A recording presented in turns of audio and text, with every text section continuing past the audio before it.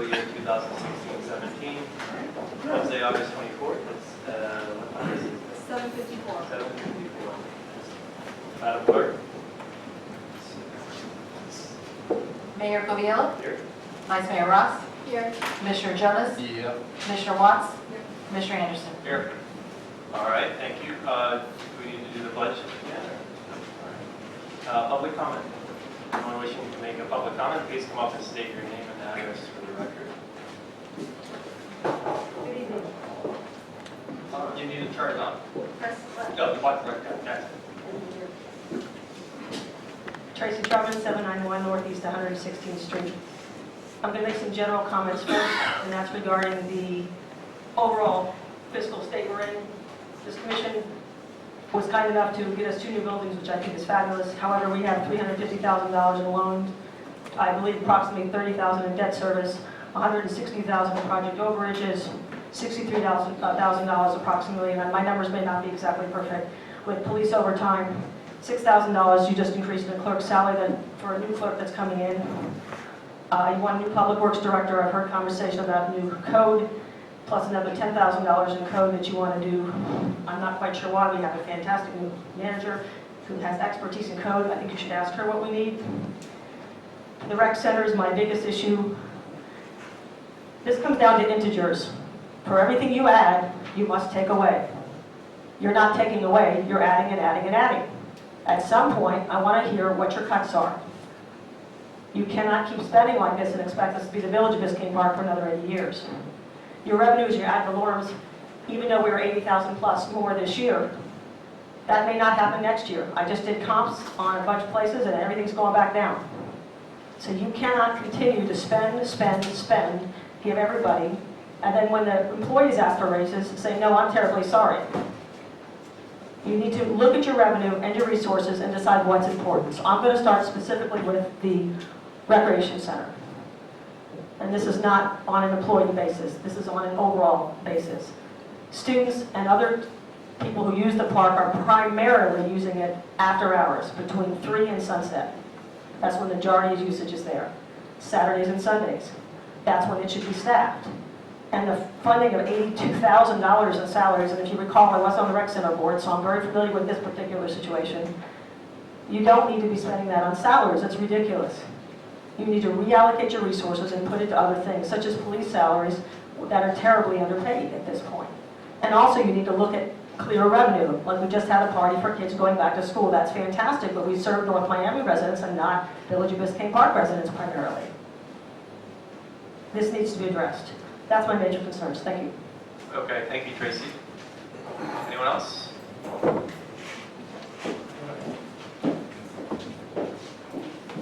Good evening, everyone. Jenny Johnson Sardella, 771 Northeast 116th Street.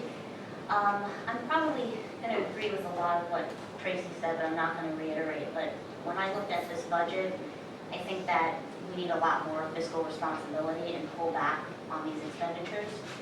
I had an issue with the $10,000 budget for the supplemental code officer. It looks like it's a multiple of what we pay our code officer, so I'm not quite sure what he or she will be used for. Plus, before I go any further, the budget wasn't that clear. It was kind of hard. There's some vague points in this budget of really knowing what some of these expenditures are for, and I would like that when residents get a budget, they can see a little bit more as to what the spending is for and a little more explanation. Also, to reiterate with the parks and recs, it's like a $150,000 expenditure that I see there.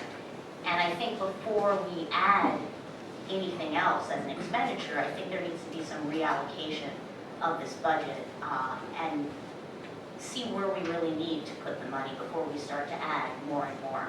Again, to reiterate, even if we're bringing in more in taxes, we still have to remember that real estate is cyclical. What's going to happen when values start to go the other way? So I would just say to really use some fiscal responsibility in this budget, and I'm not seeing it right now, and I would ask that. Thank you. Okay, thank you, Jenny.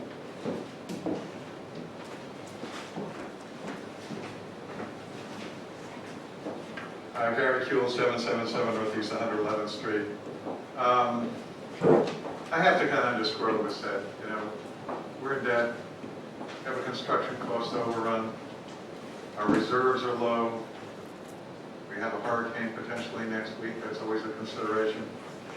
But we're also in limbo because we don't have an audit and we don't really know where we are. A lot of other things are bothersome, but I, again, like Tracy, want to drill down on recreation. But in passing, I mentioned a couple of things. At the last budget meeting, I believe that we decided to put in the budget an allowance for $47,500 for the village clerk, with the idea that if they were paid that, we wouldn't have to pay them overtime. And I don't really get the logic of spending money to ostensibly save money, because if it's there, what are you going to do? You're either going to pay them 40 or you're going to pay $47,500. So make up your mind. It's not something in between. You're not going to pay them 43. That's not going to make any sense. But the point is, if the budget, I mean, the salary was supposed to be 40, keep it at 40. The other thing is the lobbyists for 24 grand a year. Yeah, it's nice to have representation in Tallahassee, but what are we going to get? What benefits, what grants, what money do you think we're really going to get? I mean, think about it. If you didn't do that for 4 years, you got 100 grand in the bank. So I don't see that. I think you really have to think, what is, it's nice to have the face, but we really need to think, what financial benefit do we get? As far as recreation, there's two parts. Obviously, the salaries, but then there are the other expenditures. I agree with maintenance. I think maintenance should be done, but a couple of things pop out. I understand there's $5,000 to paint the inside and outside of the building, and I heard recently we'll also replace the fascia. I got to tell you, you're going to spend $5,000 on that fascia. You have a lot of wood rot. I don't think the right wood was used. I don't think the right paint was done. And for $5,000, remember, this is what I do for a living, I don't think you have a spec that really reflects something that's going to really survive out there, be sustainable. So I really recommend that you increase that considerably. There was $3,300 for slides. I went around with one of the recreational workers, Barbara and I, we looked at every slide. They all seem sound to me. I don't know why we're replacing them unless there is some reason that's not easily discernible in looking at them. And $8,500 to repair the sunscreen. Now, I gotta believe that's to replace the whole sunscreen. I can't believe for a 3-foot tear, we must spend $8,500. And if it is to replace the whole thing, why not repair it? I guess I'm out of time. So, Okay, thank you, Gary. I want to respect that because I really think we should vote for that. Hello, everybody. Milton Hunter, 646 Northeast 14th Street. Sharon, welcome again. Gary, everybody kind of stole some of what I was going to go into, so let me see if I have anything left.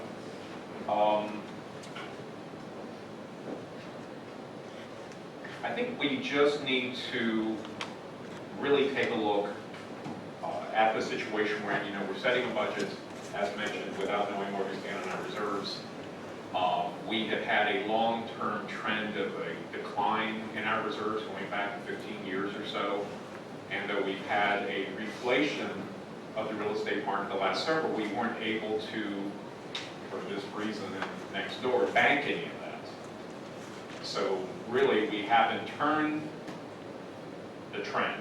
It's flattened the trend, and that concerns me. We spent $900,000 or $1 million of our money above grant money for these projects, and I don't want to discuss that it was done as past tense now, but I think an amends need to be made to the taxpayers to make sure that we're putting money back into the reserves and not just, well, we have a contingency and if everything goes fine throughout the year, we'll have money left over. I'd almost make a wager that won't happen. Typically it doesn't. So I'd like to see, you know, some of the fluff in staffing and in prioritization of what is going to benefit us as Biscayne Park residents more so than other communities, and in departments that affect us, such as code.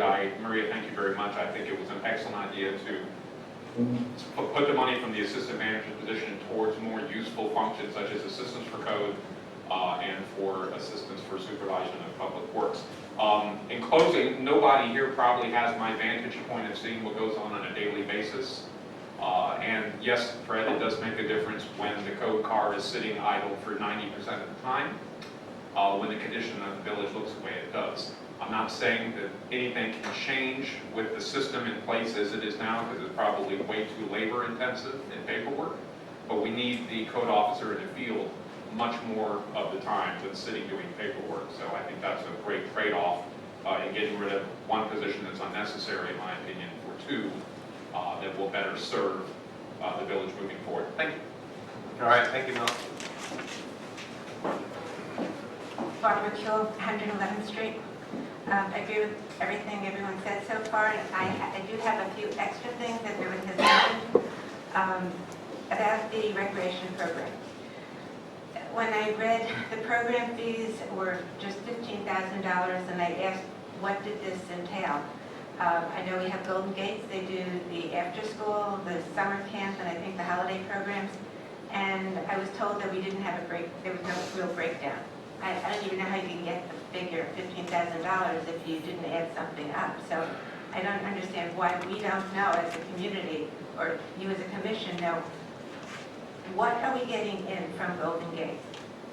I notice we still have that van, a 2002 van. This year we spent $5,500 in maintenance. Next year we're projected at $2,500. That's $8,000, and the only thing I can think the van being used for is to cart the kids for Golden Gates programs. And I thought when we first did this, that there was a talk about getting rid of the vans, and then I thought Golden Gate was supposed to rent this from us or buy them. Are we getting money for this? Or do we have an expenditure of $8,000 for this? And what happens if the van dies? It's old. Are we going to have to provide a van? As far as the recreation, people covered the expenditures at the recreation facility. One of my big problems is the maintenance. That I feel that as a village, you should be on top of keeping all of your buildings code compliant. That building has 3 major code violations. And I'd like to see those things budgeted in the budget. I mean, you're asking homeowners to put in new driveways, to fix their swale, and you're telling them, hey, if you want to own a house, this is the expense. We have the entire perimeter of the rec center is not in compliance. It's dirt, and it all has to be fixed. The fascia has holes. You can put a baseball through it. That's a code violation. And the other thing that's been going on since we switched to Waste Pro is the garbage cans are on display here at this building and also at the rec center. Where's the money budgeted for that? Everything in the budget is under these maintenance kind of nebulous titles, and things aren't spelled out. Maybe it's been budgeted in some place, and I don't know that. I'd be happy if you'd explain it. I think we should be setting an example, and I think we should be cutting, for me personally, I think we should be cutting the recreation budget, and I think we should be improving other things like the medians, the maintenance, the tree maintenance, planting new trees, doing things to improve the village for everybody. Thank you. Okay, thank you, Barbara. Katie Anderson, Living Place, 119th Street. If I think of that which has the greatest effect on our quality of life and on our property values, it would be code. So I really want to thank those of you who last week, that we seem to be showing support for the increased staffing in code, and which it's a numbers game. Got a code officer on the street farm working, so he doesn't have to concentrate on paperwork. You got him spending that much more time working with that many more property owners, bringing them into compliance. You can't drive around this city and have any kind of powers of observation and not see we've got a long way to go to be elevating the way you guys say we want to elevate our village. So hopefully that 10,000 will also stay in there. And my only disappointment last week was Fred Watson, you wanting to resurrect the assistant to the manager position. I mean, when you consider the size of our village, the size of the staff, the no longer a sanitation department, the buildings are both done. We unfortunately got turned down for annexation. There just isn't a justification for this position. And on top of that, you've got the loan, the overages on the building. You heard last week, the audit's not done yet. That might necessitate hiring additional help on top of the money that's already been spent for financial oversight. As far as who's going to oversee building and code, well, it would be the same as what existed before the advent of the assistant position. And just because the assistant position existed in the past, that's not justification going forward either. The first person in that position was very unique. So here's code officer. He had such a varied background, he could be put in finance and building, code, but basically he was the public works manager. The second person, great guy, hard worker, didn't have that kind of background. The city paid to send him to code school, yet still had to pay an outside company to cover when the code officer was out for any length of time. I just would like us not to go down the same path as we were the last couple of years. We all know how that worked out. Thanks. All right, thank you, Janie. Good evening. David Raymond, 11520 Northeast 9th Avenue. Mr. Mayor, Commissioners, Madam Manager, and Madam Almost Manager, welcome to the village. So just a few things. First of all, Maria, thank you so much for including the CIT budget in this, and thank you for addressing some of the cleaning out of the drains for the wonderful flooding issues that we have. I really do appreciate that. In terms of the recreation center, just some thoughts, as everybody's been speaking about it. We live, as Milton lives across the street from here, we live basically, a couple houses from the park, so we get to see the park all day and all night. And it's a very lively, active place, and it's actually one of the things that we love most about living here is seeing everybody come and go from the park. Honestly, I don't know who lives here, who doesn't live here, that uses the park altogether. I haven't polled everybody to see who's coming from there. I know when we go to some of the events, in fact, the back-to-school event, we were talking about, how many people from here are, in fact, from our neighborhood or from outside neighborhoods. I took a picture of some of the kids eating watermelon. It turned out that three of the kids were friends of mine from Miami Shores kids. He put a video on, and I went, oh, those are your kids. Now I know where they're from. But I think it's great that Miami Shores kids are over at our park, and that if we have kids, they're over in their parks. I mean, that's what parks should be for.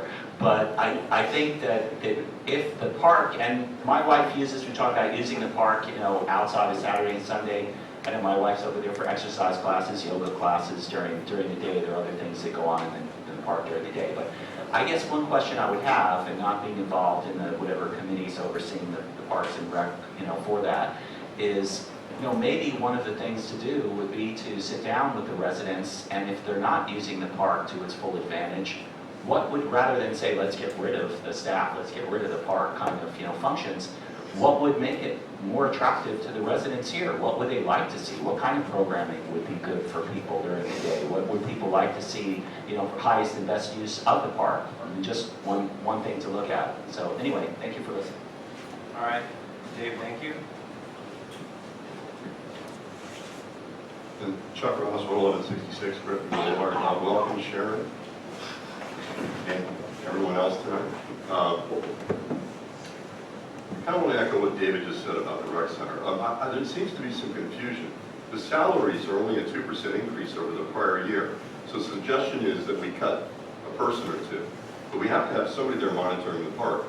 So I guess the consideration would be, I think Tracy mentioned, do we not have anybody there in the morning and we only have someone there in the afternoon? When the kids are out of school? If that's the thought, I don't know. But I mean, Yes. just to clarify, Yes, there's a 2% increase in salaries. correct. Okay. The largest increase in the budget is the police department. I believe that's mostly contractual. We have a contract with the PBA, the salaries are required to go up so much. And that's where the bulk of the increase in our budget is this year. Just to clarify that one. Wait. That's the mayor. No, just finish your comment. Okay, so, real quick, I don't want to beat this other dead horse. I'm going to move off of that. The topic I talked about last time, the expense reimbursement policy that I put on next door, I've come to understand there's just a fundamental difference. Some people think that they should take the money and whatever they get from the village and use it to spend on whatever they want to spend it on. And I think that most of the money is actually eaten up and you don't realize it, because I heard someone say at the last meeting, well, you could take your $2,000 and you could spend it. No, not 2,000. Net of taxes is $1,350 or $1,550, depending on your tax bracket for most people. So I think if you really took a hard look at what I'm saying, and you'll realize that you're actually going to benefit if you change the policy like it was suggested, to go from a salary to an expense reimbursement policy.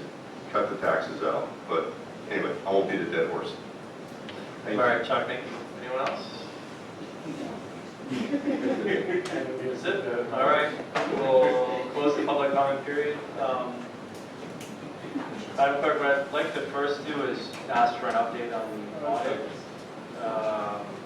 So can you address that issue? Thank you, Mayor. Yes, at the last week's meeting, you gave me direction to reach out to our former finance manager, Irwin Williams. We did that on Friday, and currently, as was reported, he was working at El Portal. We worked out an agreement. Remotely, he was able to access our system on Monday. He went through all the concerns that we were having. Today, we received or I should say last night, we received a recap of all the changes that he made. We needed a clarification on a date that he needed to post it as. We had to review that with BSNA. We now have the direction on how to make those changes that were necessary, that should have been done back when the 9/30/14 audit was completed. Most of those were done today, and it has now been provided to the auditors to confirm. Based on our auditor's review of the changes that he made, will let us know that now we can proceed to the next step. Irwin right now had mentioned to us that he is on vacation today through Saturday. So if we need anything additional from him, we'll get it we'll discuss it with him on Monday. But he did make a huge amount of progress on those stumbling blocks that we were having, working alongside with the auditors while he was doing it, making changes as we went along. So now it's just a report that I need back from the auditor to make sure we covered everything.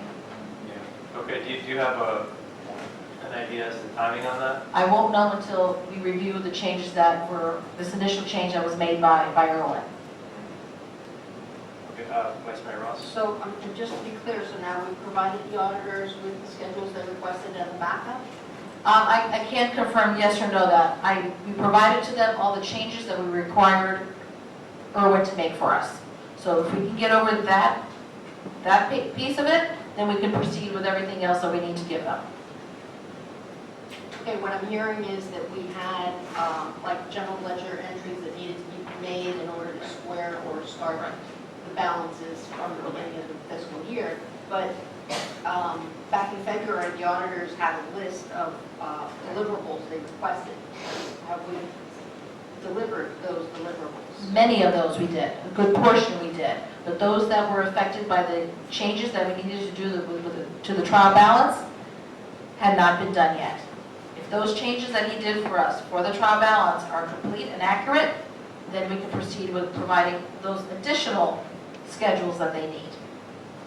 Those edits to the trial balance was blocking us from providing those other reports, those specific reports tied to the trial balance. Now that he's identified those, made those corrections, made those edits, once Cecilia confirms that they are accurate, we can proceed with those pending schedules. I was just going to say, is the finance manager here? No. I'm sorry, but he's under doctor's care right now, and he had to leave for an appointment today. Something else? No, so my understanding is we're waiting to hear back from Cecilia, then he can print out the reports and deliver the new Whatever is trial pending. balance. Correct. Correct. Uh, Or she'll come back and say, oh, we found this, then we will need to possibly bring Irwin back on Monday to take care of those. I mean, when is the first budget hearing? September 20-something, sorry, I don't have it in front of me. And the hope is we'll have this done before. Of course it would be, and I'll do everything in my power to hopefully get that done. All right, any other questions on the audit? What I thought of doing is, I know there was a lot of open issues that we discussed at the last workshop regarding the categories that we reviewed, from starting with the commission through police.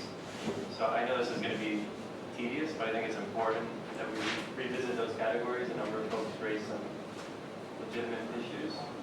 So I'd like to just go through again those categories, and then we'll start with the new categories that were scheduled for tonight. Okay, so we'll start with commission. I had raised the issue of, again, I agree with many of the things that the folks have said about really looking at each expense, and this is a unique time. I mean, obviously annexation was not successful, so I think we need to be creative and think outside the box. So I propose to cut commission compensation, which would save us $12,000 a year, and just limit each commissioner to a set amount for each year for expenses, possibly $500, which we currently have for education and training. So I'd like to further discuss that issue.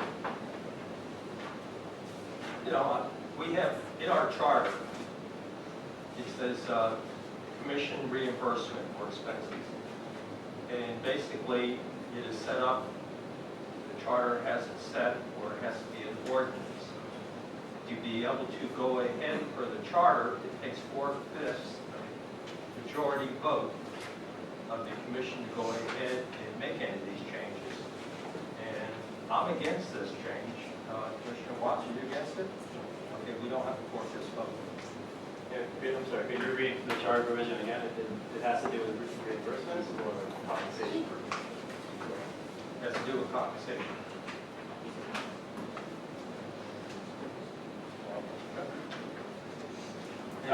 If you'd like to see the ordinance itself.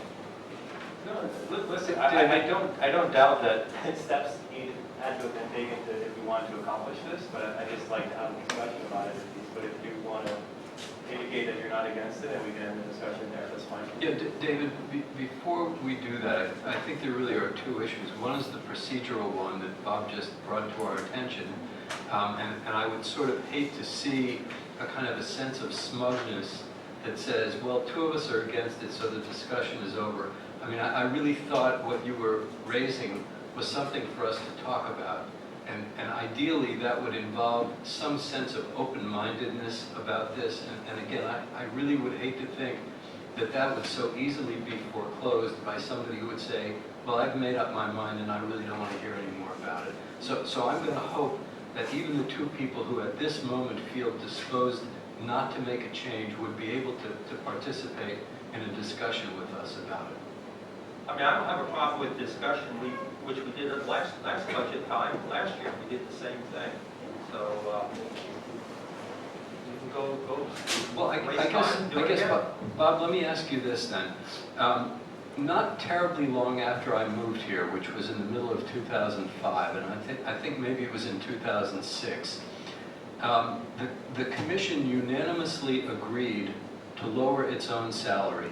And I'm curious, from your point of view, why that seemed like a reasonable thing to you at the time. We were, economically, it was a reasonable thing to do at that particular time. What does that mean? Our revenue is dropping. You mean it was then? Yes. And part of the complaint that we have kind of thought about and a number of our neighbors have mentioned is it looks like that may be happening again. People are concerned about balancing the budget and what we can't have. So I'm curious, why is this different than the last time you voted to lower your own salary? We're not lowering the salary on this. We're just transferring it to a different place. Right. And right now, I've already been, since I've been on the commission, I've already gone through 2 other times of having the salary lowered. I know You know, you have. and what this is paying for, some of us actually spend some time doing commission work. And to go ahead and to try to, what's being proposed is our time is worth nothing. It's only what we spend money on. Well, I want you to think a little bit about what Chuck Ross proposed, and that was that if you take your salary, which is for you $2,000 and you take it as a salary, you get to use approximately $1,300 or $1,400 of it for whatever you want. If you don't take it as salary, if you let the village reimburse you for things that you would have to spend money on, even including driving around the village, you'll then get to use the whole $2,000. Why does that not seem like a good deal to you? I think my time is worth something.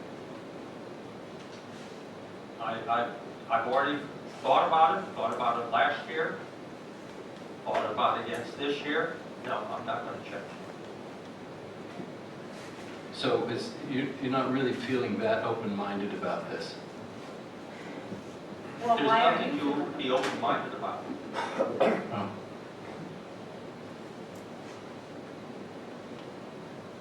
I make a suggestion. Why don't we do as Commissioner Jonas has given up his salary, although I've never seen that reflected in the budget. So I don't know where that $2,000 has gone in the last year or so. Maybe it was just fun money for the village manager. I don't know. But I think that as there have been other commissioners who just said, I'll take $1 a year, I won't take a salary. So if you should choose to give up your salary, just do so.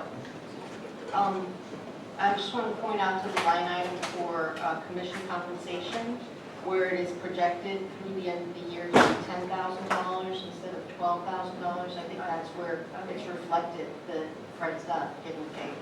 Is that okay for this? I asked Heidi about that same thing because I saw there was a list for all 5 of us, and she said it was just used for other things, but she just put it on the budget like that. No? That's what she told me. That it was used for something else? Yeah, that the money was listed as if it was being paid to each commissioner, but they didn't. No? No. Okay.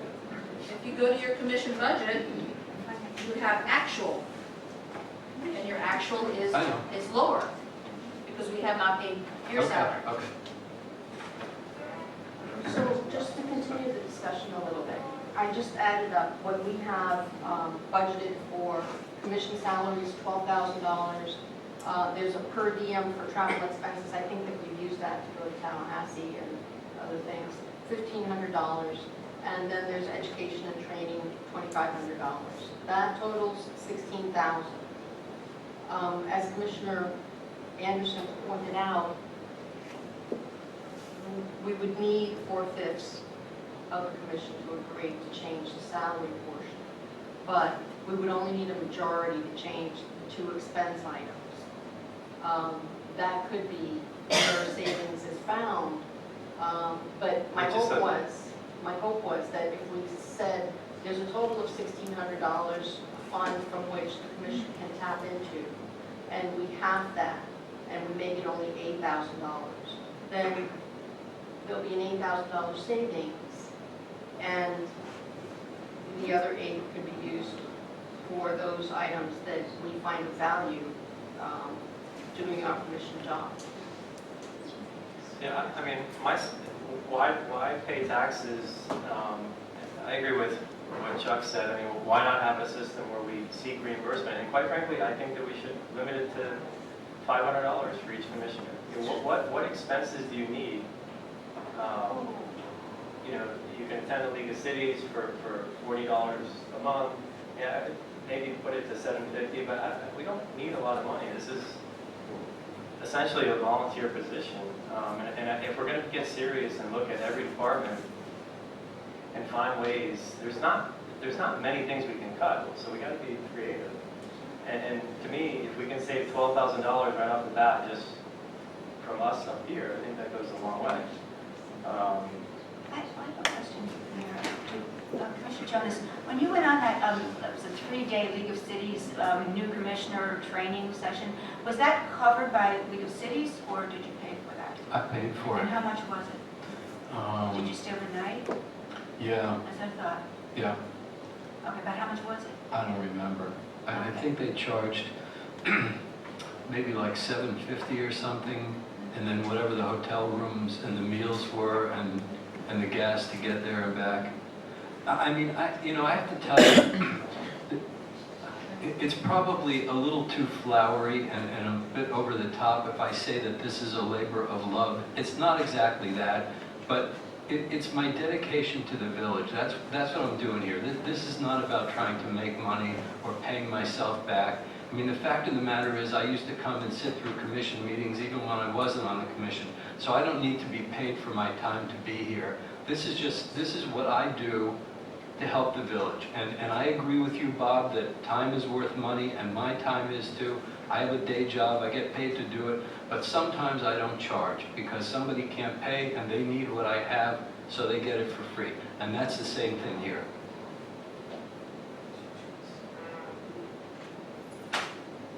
All right, any other comments on this?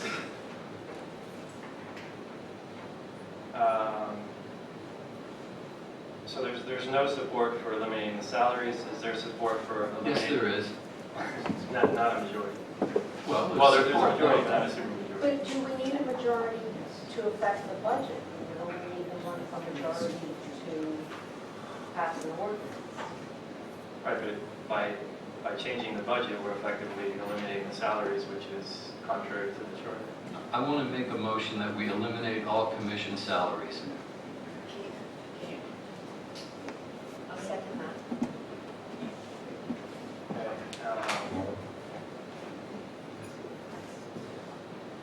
You have to ask for further discussion and then take a vote. All right, further discussion on that issue? I think that you're limiting the number of people who would want to serve, and at $2,000, I mean, it's not much, it is a labor of love, but the amount of time I'm spending, time is money. I could use that to have, as I said before, I've used it, money to pay someone to rake my lawn, because I had time, I had commission work to do. Sometimes it's a give and take. Right. You just, it's absurd. So would you amend your motion to eliminate commissioner salaries but provide for a reimbursement No. policy for expenses? Yes. Okay. Oh, okay, now you have to choose. Now we have to say, what is acceptable for expenses? Does getting my hair cut or having my hair professionally done so that I don't look like a streel, can that be, that I didn't do before I was a commissioner, can that be counted as an expense?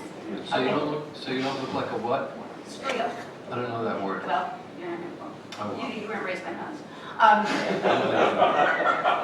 Probably true. You know, the thing is, I think that, and having to come up with every little expense and every little piece of paper, I mean, I have to do that in my own job, and it drives me crazy. That's why I'm 2.5 years behind on doing my taxes, because of all those friggin' receipts. I mean, it's just Can you too please much. stop saying that? There's going to be an IRS agent here one of I these know. days, and you're going to get in You trouble. know, this is a labor of love, and you give up an awful lot, and to have to go through the ordeal of like saying, okay, and then just saying, oh, I want to buy a new notepad or something, or saying taking off your cell phone, well, you would have a cell phone otherwise in any way, and then doing it every single month, just to save a little bit of money that we pay to the U.S. government for taxes, which I think the government needs. I'm All right, sorry. so there's a motion on the floor as amended, and there's a second. Rest? Okay, all in favor? Aye. Aye. Okay, motion carries 3-2. No, nay. Okay, so motion carries 3-2. So we need the village attorney to advise us. We need an ordinance, obviously, to change that, so we'll come back. Okay. All right, the next question with respect to commission. I'm sorry, how does that impact the budget? We're taking $12,000 off the budget? We're eliminating $12,000 from the budget, correct? And Can't we have a charter? at the first reading, we'll have that from the village attorney. Okay. The second issue is we need to look at education and training. Since this is going to be a reimbursement policy, are we comfortable with the amount that's provided per commissioner? Of course, as an estimate. So it's a total of $2,500. We need to increase that slightly. I think that the Miami-Dade League of Cities just increased their monthly meetings. And the way that this was calculated, the way that we came up with this number last year was that it would provide for 6 meetings for the Miami-Dade League and 1/2 of the tuition for the Florida League. Currently, so I'm not sure what the number is for Miami-Dade League meetings. I think they're up to $50 a month. And I just came back from the Florida Annual League of Cities Conference. That was $500 just for the tuition, of which I'll get, if I ask for it, I'll get 1/2 reimbursed. So if we go with that same formula, you say 50 times 6 and $250. And what's the total? Six meetings is I think it's like 550.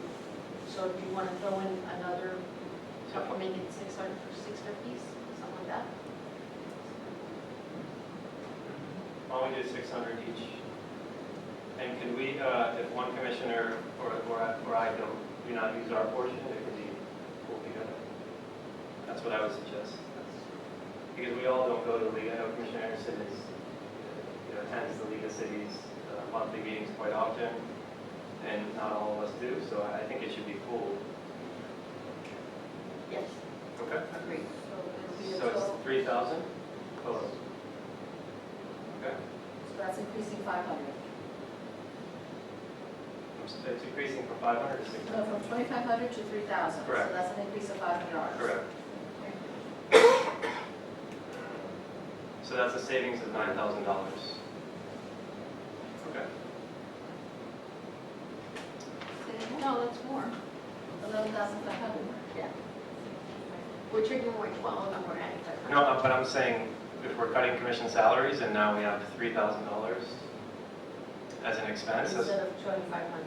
correct. But the 2,500 was already there. So I'm increasing 500, eliminating 12,000, so it's a net decrease of 11,500. Perfect. Okay. All right, let's start on the next. Anything else on commission? Anything? I still think that we need to set aside some money for a strategic plan, because that's going to help drive budgets, priorities, everything else. And set that roadmap at the outset, once the new commission gets installed, then it's going to prove to be difficult And to come forward. And we had discussed that we've done that in-house internally, and that we didn't need, because you had suggested, I guess, paying or hiring someone to come and kind of organize it and facilitate it. Yeah. Facilitate, yeah. Yeah, I think we're in the mode of cutting, not adding, so I think we can do it internally is what we've done in the past, and we've done a good job. Or like a visioning session with the manager there to lead us. Commissioner Watts? Or we could see if there's a resident who's equipped to do that such a thing. Good idea, okay. I thought that in the promotional activities, $2,500 for special events, plaques and flowers, I think we could cut on that. I think last year, we spent $2,500, but some of that were celebrations for the opening of the village hall and the log cabin, and those expenses won't be here. What do you propose to cut it to? $1,000. Okay. I would ask the village clerk about how much, for plaques or, flowers or, donations for someone, other employee's father died or something like that. I mean, flowers right now is about $125. Yeah, The most smallest mode. Commissioner Watts is right, we paid for the plaque that's on the new building. I know we No, that was prior year. That was prior year? Yeah. But we also need a plan for this building. We talked about that, and it should be something of historic significance, and so that we're not going to get a resident to come to volunteer and create that for us. I know, but couldn't that wait? Do we have to have a plaque today? Not tomorrow, today, this but year? in the next fiscal year. I think that it's not critical. It's not going to critically change the life of the residents or anything, that it can just wait until we have, a real surplus. Yeah, I agree. All right, let's estimate $1,000. So we want to reduce from 2,500 to 1,000. Yep. Maria, do we typically spend out the budget on stuff like that? Do we do what? I'm sorry? Spend it out? Do we spend whatever we set aside, or We do did last year. all of it? Well, that's because we had the special plaque. What about typically? Out of the 2,500, we're already at 2,030. Right, but I'm saying over the course of past years, do we typically spend what we budget? I couldn't speak to that right now without looking at it. Yeah. I mean, it seems like a big deduction from 2,500 to 1,000. We gotta get creative. Okay. Those things aren't viable. Okay. Code compliance? Consensus to remove Consensus it? on that, Commissioner Nicholson? Sure. No. No. Okay, we have a majority. Yeah. consensus. Oh, code compliant? Okay, code compliance. Yeah. Wait, we skipped executive administration? I don't know, I thought you were going department by department. I was, and I'm sorry. Administration, isn't it? Administration is next? Right. Okay, administration. All right, open issues here. The open issue here is the village clerk. We had discussed raising, you had projected 40,000, I believe? That's what I put in the budget, 40 originally, and then last week you raised it to the 47.5. Right, and that was as a result of Vice Mayor Ross raised an issue with having to pay. Right. Can you Yeah, and now I'm reiterate thinking, that? actually, because the budget is going to be for less than a full year, then it's not going to be the whole 47.5 per rating of that amount. But even with that prorating, Right, moving forward, it's going to be. it's going to be a 6,000 increase to what was presented last week. So it would be 36,770. I don't know what you mean by that. Well, Comparing what I one item- budgeted at 40, at a salary of 40,000, and budgeting the same time frame for somebody making salary of 47,500, the difference is 6,664 increase. We're talking about for the period from January Correct. 1st to September 30th. Correct. For that same period, 10 months. that same period, somebody making a 40,000 a year salary or 47,000 a year salary, the difference is 6,664.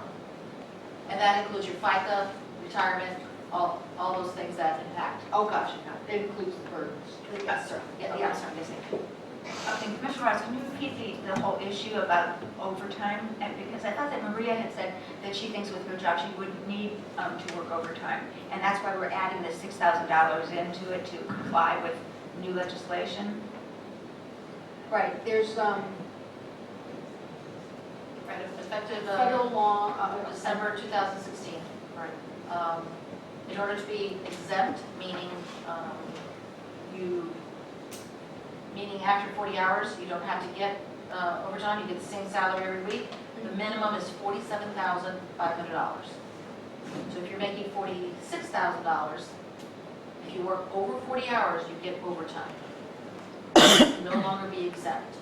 Yeah, the more I've been thinking about this, I was for it last time when we did, this, but I'm glad that we're coming back to this. I think we go back to the 40,000. If need be, we can be putting something in there for overtime. Perhaps maybe But 2,000. encourage, encourage our new manager to go ahead and figure out where that person can get some comp time. So not go into that overtime and bring us back down, because wherever we start that new clerk at, you figure it's going to be working its way up from that point if they stay with us. And then this way, it will lower all of the cost burdens up there too. I agree with Commissioner Anderson. Okay, I agree. Yeah, me too. I agree as well. Do I need to make a motion? It's the workshop, so Okay, so consensus? all the consensus is to bring that down to 40. Okay, back to 40,000 salary, so in a sense, you gain back that 6,000 that I mentioned, but now you're adding 2,000 in overtime. Yes. I can't give you the exact figures right now of the impact, but Okay. let's say, maybe we are, if I go back to my original budget, yeah, it's too much math right now, but it's good, it's a savings. Yes. All right, the Deus monitors, that came off already, That already correct? came off. Okay. Anything else? Administration? What about the promotional activities? $2,000. I think we could go ahead and lower that down. What does that include? It's when again, something employee-related. We had a quarterly luncheon where we celebrated birthdays and anniversaries. And I want to remind you that we always paired that with some kind of a learning opportunity, a wellness program opportunity. So it wasn't just, lunch, it was always a learning opportunity. Anything to benefit for the employees. And you do that quarterly? It was done quarterly. And as I recall, Heidi had a bowling trip for Christmas or for the holiday season. It wasn't this one, it was the one before. Oh, so that wasn't in this year's budget? Okay, so, but last year's budget was similar to this, no? I think the amount, yeah, it was the same. So I think there's some certain, I think we can cut it. Well, what we did last year to celebrate the holiday with our employees is they drove themselves up to the warehouse for Feeding South Yeah. Florida Yeah, in that's nice. South Broward.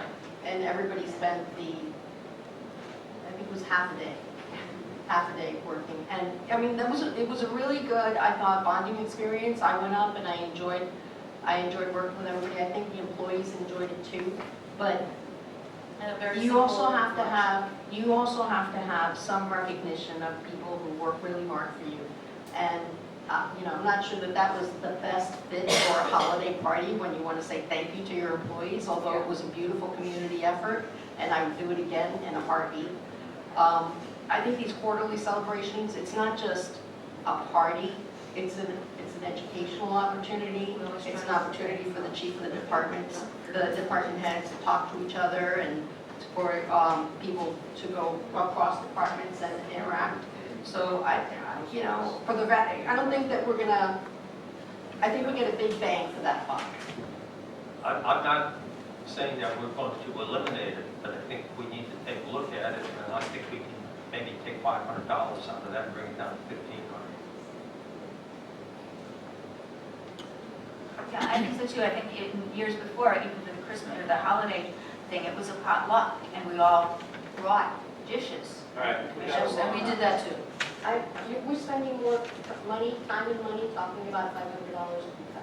Yeah, let's, all right, so the consensus is to drop that to 1,500. Is it? Yeah, I'm voting against. Okay, the majority is still 1,500. Okay, anything else on administration?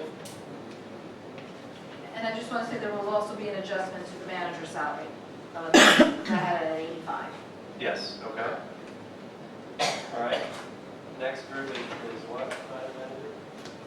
It will be finance, I believe. Yes, finance, for our 513. Okay. Open issues with finance.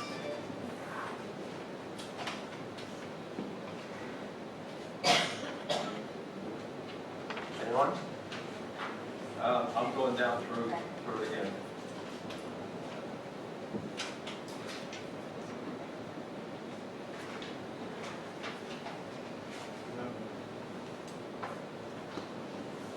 Hayden? Commissioner Jonas, Vice Mayor Ross.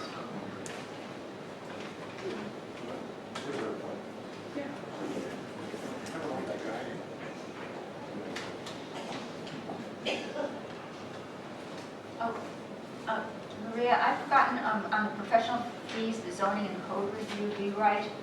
What in the end, did we change that? We all discussed that, but we'll Yeah. confirm it when we get to it. Oh, okay, That's the next oh, part. I'm sorry, I thought it was still on finance. No, Yep. gotcha. Jump back in. All right, I can't. Do you have a copy of finance for me?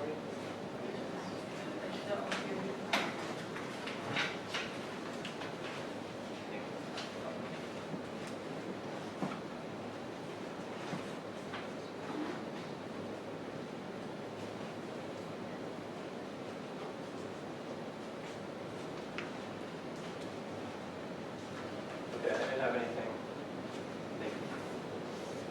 Anyone else? Well, we're under contract services for finance. We have nothing in there right now. Right.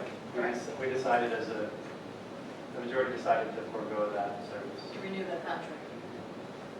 Because we have Well- the audit in place. The audit- Correct, but I'm just looking at next year, we may need to get some help. Again, do we want to leave it with nothing and then take it out of maybe contingency if we need to have some help? Need help with the finance director? Right. In other words, for the audit again, following year. Okay, I would remember, hope- the necessity was because the prior manager handed off the new one. This manager will have the same, he's handing himself off the same, the budget. All right, Or but the I audit. think that Okay, Commissioner so- Anderson's remembering, because historically, we have had to have support for finance, whether it was catching up with maintenance or helping during the audit. I mean, for the 5 years I've been here, there's always been something that needed to be contracted out to help get through the budget and the audit. But isn't, I mean, the administrative clerk that we're adding was also going to assist with like payroll, like those issuing checks and things of that nature? Yeah, but the administrative clerk basically was going to spend the majority, remember, it's a part-time position, is going to spend most of the time working in code. So, you know, how much that person's going to know about finance, I don't know, until we hire that person. So, I mean, like I said, I'm okay leaving nothing there, but, What you might want to consider is, just to give reference, the temp that I have right now is helping code, is helping finance, is helping in general things. When we get to code, I left it at 28 hours, but I also gave you the figures at 30 hours or 32 hours or something. So you can increase it to allow for help. but here as remember, well. right now, you don't have help, given enough help to code for code to be out there. She's only giving partial help, the Right. temp is only giving some support, So- not full. Because what I'm looking at is for the code to be out there all the time to give full support. So I'm just, you know, like I said, you know, historically, we've always ran into a problem almost every year. That our finance department needed some help. So we can either leave it alone and go ahead and if that happens, may not, but if it does happen, we can take out a contingency or put some money in there. I'm fine with leaving it the way it is. Yeah, I'd rather take it out of contingency because I think if we budget for it, we'll use it regardless. I'm fine with that, just pointing that out so everybody's aware. Okay. Other questions, comments? Okay. I just have one other part of the thing, I don't know whether we get to it, but we've already gotten to administration. But the decision to hire the code person who will also be work with administration, part-time person, I've had second thoughts about it. Because since we've got a, code expert here, I think that perhaps we might maybe ask her to do a, 90 days to establish, to see how things are and make her recommendation as to what we want. We didn't get to that, but Okay. we'll get to that soon. Okay, planning. The only thing on planning was the zoning code rewrite. We had put $10,000. I've since spoken to a planner that does this. And he gave a ballpark, well, the number includes not only rewriting the code, but also amending the comp plan to the extent to make it consistent. And he gave a number of, he said $17,000. As with not knowing all the details, obviously. But,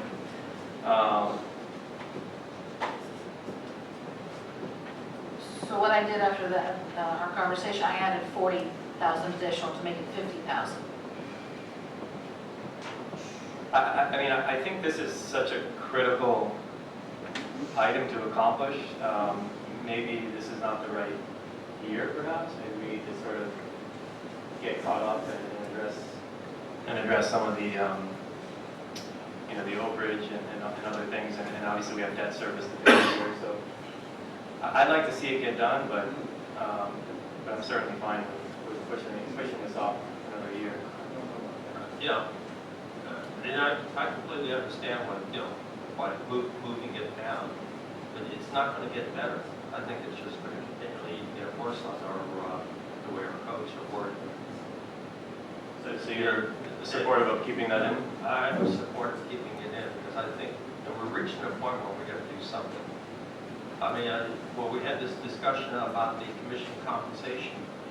I don't know if any of you are aware of it, but the ordinance that was written was back in the early 90s. So, I mean, and if you read the ordinance, it doesn't pertain since we changed the charter. I mean, it's completely different. Yeah, no, it clearly needs to be done. I'm just wondering whether this is an item that we put towards the end to see where the overall budget falls and then make a decision. Now, I'm fine with that. Or we can go ahead and make sure we have enough in contingency and just leave it alone. Let the next commission decide if it's important. There's some money that can be moved over. Okay, other thoughts? Yeah, I don't know what we do if we find out it's really 70 and we have 10. Do we then wait, or do we do part of it now? But I wouldn't want to just do nothing, because I think it's an important gesture, even if we say we're setting aside a certain amount of money earmarked just for that, because it really is important, and everybody who's gone anywhere near these codes has complained about what a mess they are, and we really need to do something. Vice Mayor Russ? We're getting close to the cycle where our comprehensive plan needs to be updated, and there's probably some work that needs to be done, sort of gearing up towards that. I think that we should budget something for this issue. I'm not sure that it's necessarily a code rewrite. And we know that there are grants out there for code. I went back and looked at some of our strategic planning session we had and some of the things that we talked about. And at the time, we didn't really talk about rewriting the code. We talked about encouraging code review to complete their process. We talked about creating a neighborhood assistance program to help people to come into code compliance. I mean, those are the kinds of things that we haven't really finished, even though we've been together for nearly 3 years trying to get it done. So I'd like to make provision for something to get the thing started, even if it's not the entire center. I just think that doing it piecemeal is sort of what we've done all along to date. Granted, we haven't had a professional hire to do that, but I honestly think we need to do it all or nothing. I completely agree with you on that. Because we're going to just put out the same road where we've been going. Yeah. So are you comfortable with leaving this as an item to be addressed once we go through the whole budget? Leaving it as it is until... Yeah, we can leave it as it is or take it. What I'm saying is let's see where all the chips fall at the end, and then we can decide whether to All right, include it that's with fair. money. That's fair. The next one is general government. All right, general government. Now, this is where you have the addition of the part-time administrative assistant.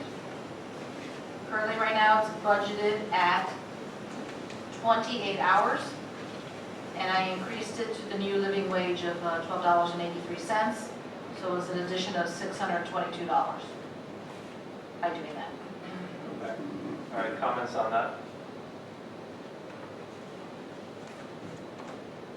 Just to throw it out there, if you increase it to 32 hours, it would be an addition of $3,700. If you make it a full-time position, it would be an addition of $10,500. I'm the one that was pushing for the 32 hours. I think, we need to have 32 hours there, that person. I just don't feel comfortable hiring someone and shaving them right under the number of hours that we would be required to offer them health insurance. So we either hire someone and give them the appropriate benefits that a responsible employer gives, or we cut it back. I think that we should let the new village manager do an assessment in the first several months and come to the commission and say whether or not she thinks we need somebody in code to assist her. She may well know how to streamline paperwork. Maybe there are different systems and computer systems to make it easier. And since we do have an expert in code and code management, I think that we should leave it to the village manager to decide about this position. That brings a question up to mind, because for a couple of years, we've been talking about increasing the portals to BSNA so that it supports code and it supports permitting. And have we moved in that direction? Because I thought we budgeted for it before. I believe we do use BSNA for code. We do use BSNA for building and of course for finance. From my understanding, I don't think that the BSNA can go any further to make it more streamlined as far as the clerical portion. I don't believe it can do any more than it already does. Everything is contained in BSNA. Do queries, we can look it up, create invoices, but there's still a tremendous clerical function. And to me, anybody whose profession is doing clerical work is going to be a lot faster doing that and more efficient than somebody who that is not their profession. To have our code officer needs to take a look, stay with code, look, being out there, and have their eyes on what's going on, and let a professional clerical person take care of all of the other paperwork. And I think it's the right way of going, because we've never gone down this route before, and you can see the way the community looks. In code, we need to have more code compliance officer needs to be out there a lot more. And the plus part of it is, this person, when they're finished doing with code, because they're so fast and so good, they can be helping out in other departments. You know, I mentioned that to another village resident who said something to the effect that he was told that a lot of the forms have to be filled out by the code officer because the code officer is there and a witness and it has to be done, so there isn't necessarily a clerk who can write better, won't necessarily be able to cut down on some of the paperwork that Reggie would need to do. I'll give you an example, the administrative citation. The clerk inputs it, prints it out, Reggie signs it. So there's a tremendous amount of that clerical work she does, he just has to sign off on it. All right, Commissioner Jonas, thoughts on the administrative clerk position? Yeah, I think maybe it makes a certain amount of sense if the clerk is more efficient at doing this than, let's say, Reggie is, and maybe can do other things as well. But my big concern is the concept that it would help the neighborhood and the look of the neighborhood if Reggie were out on the streets more. And the reason I'm concerned about that is we have only ever had one code compliance officer. No manager ever thought we needed more. I've spoken to Reggie, I've driven with Reggie. Reggie doesn't think we need more than one code compliance officer. And I'm not sure how we all decide that all of those people who are professionals in this are wrong and we know better. To me, I know we're talking about the clerk, but I just want to say, I think what that leads to is, and we also need another code compliance officer, and I'm just not sure that the thing follows. I realize there's a sense that there's a need, but I don't want to just fill the need with whatever is available because it seems like we're doing something. I don't want to assume that that will have a result just because we did something. If you just want to bring you up to speed a little bit, you remember we put money in, not only for this budget, but the previous budget, to have an outside company called CAP was coming in here to go ahead because our code officer was falling behind. So they were coming in here and doing sweeps. They did a lot of help by doing that. It's an expensive proposition, but it shows that we needed more. Years and years ago, we actually had two code officers. The city was split in half. One code officer did half the city and the other code officer did the other half. As they left and went on, to curtail the expenses at that time, we went with one. And it reached a point where we know we needed more, and that's why we reached out to go ahead and have another company coming in. We do need more than just one person to do everything. Okay. All right, so the open issue is on this administrative clerk is part-time, full-time, and part-time number of hours. Right. I'm all for part-time, keeping it part-time for now, see how it works out in 32 hours. Okay, Commissioner. I still think I would defer to the assessment of the new village manager, whether or not this is a position that needs to be filled, or there may be ways that she can show Reggie how to make the paperwork be done in less time. I agree. So are you suggesting not to budget anything for this? I think that if the new village manager comes to us within a month or two and says, I think we need this position, then we could take it out of contingency. And it is, well, at least my view is that it's not just code, although it seems Yeah. like the person primarily would do code, but the office is in need of someone to assist other departments. And I granted we're not going down the road of an assistant manager, but we do need clerical help.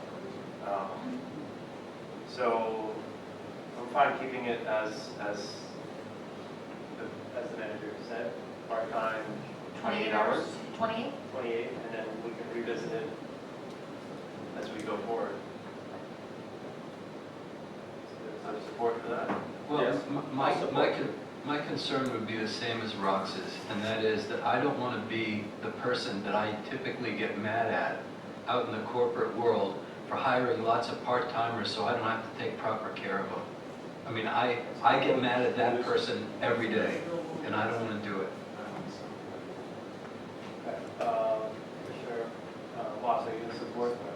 I really think we should see what the village manager thinks. after Okay, she but again, assesses it. are you going to budget anything?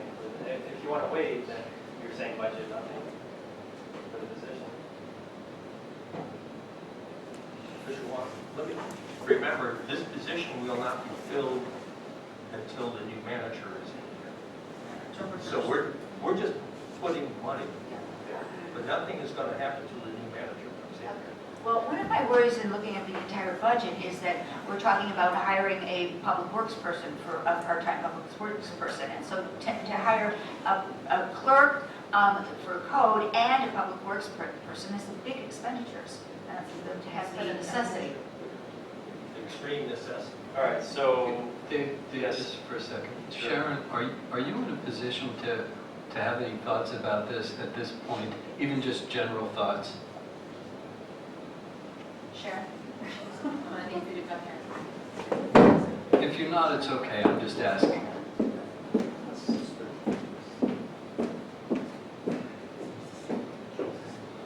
Good evening.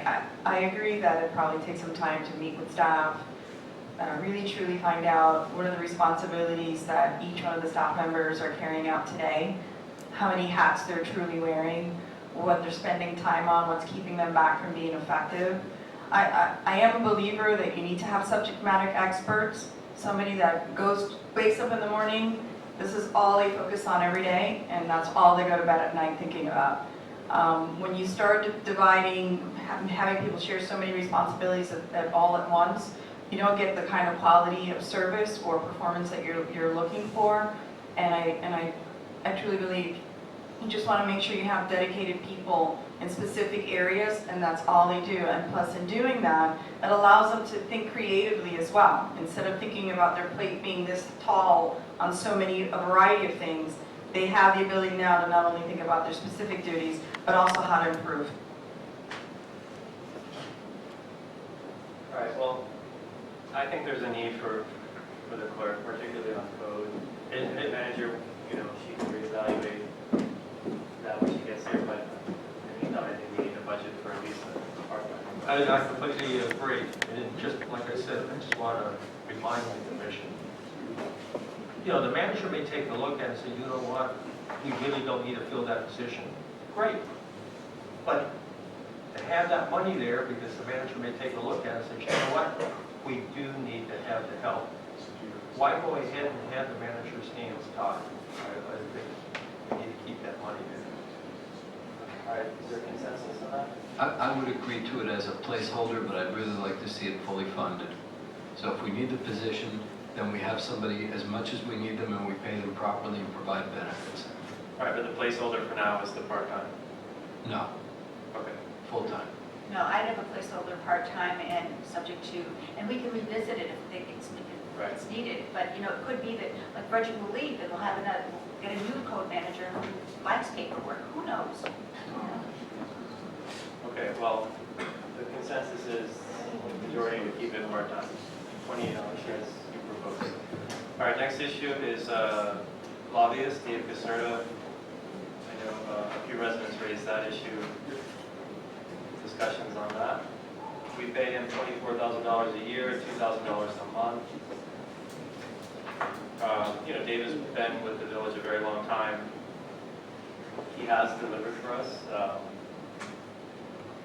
Obviously, we received $1 million appropriation, and last year, the year before, we received $150,000 appropriation for the drainage study. So I guess the question is, Dave is active, obviously, during